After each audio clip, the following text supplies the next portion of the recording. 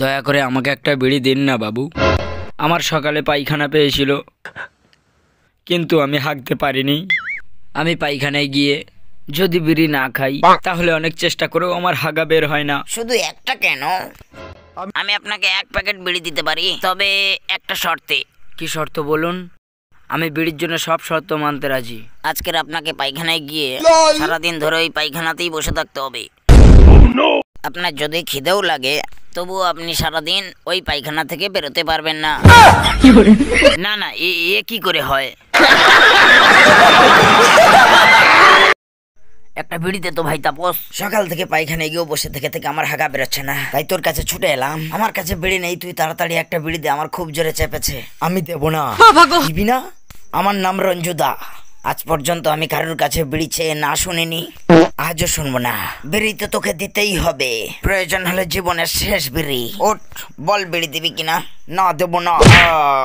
দেখ তাপস, আমি তোকে শেষবারের মতো বলছি, তুই বিড়ি দিবি কেন বল। না। আপনি আমাকে মারতে মারতে মেরে ফেললেও আমি বিড়ি দিতে পারবো না রঞ্জুদা। বিড়ি আমি দেবো না। দিবি না?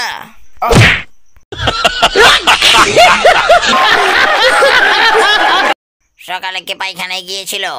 পায়খানা করে জল দেয়নি, সব উপরে উঠে ভাসছে। গিন্নিমা, আমি তো কিছুই বুঝতে পারছি না। এই কাজটি ছোট বাবু করেছে। ছি, পায়খানা করে জল দিতে পারিস না? আচ্ছা, এখন থেকে দেখছি পায়খানাগুলোকে তালা মেরে রাখতে হবে।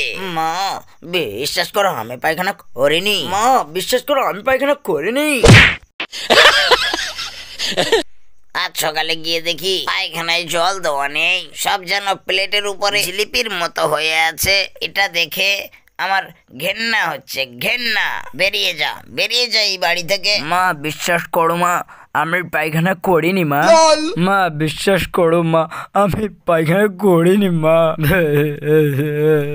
মা আমি পায়খানায় জল দেই মা। আমি পায়খানায় জল দেই মা। আমি পায়খানা করিনি। শালা ফাটিয়ে দিয়েছে তোমার ভারতরত্ন আটকায় কে?